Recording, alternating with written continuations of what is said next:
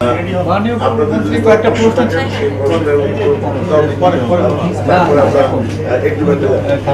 মাননীয় মন্ত্রী প্রতিক্রিয়া রিলেটেড না হলে শুধু এটুকু বলি, যে অপরাধ করবে সেই অপরাধের শাস্তি তাকে পেতে হবে। মাননীয় মন্ত্রী এর সঙ্গে অ্যাড করতে চাই যে আজকে 1 ঘন্টা আগে কুর্মিটলায় শিক্ষার্থীরা দাঁড়িয়েছিল রাস্তায় বাসের জন্য, কিন্তু 2 বাস ওই শিক্ষার্থীদের যেমন রেশারেশিতে শিক্ষার্থীদের উপর দিয়ে বাস চালিয়ে দেয় এবং ঘটনাস্থলে 3 জন শিক্ষার্থী। কিন্তু অভিযোগ আছে যে আপনার আসলে মদদে বা আশকারাতে প্রশ্রয়ে আসলে বাসের চালকরা আসলে বেপরোয়া গাড়ি এই বিষয়ে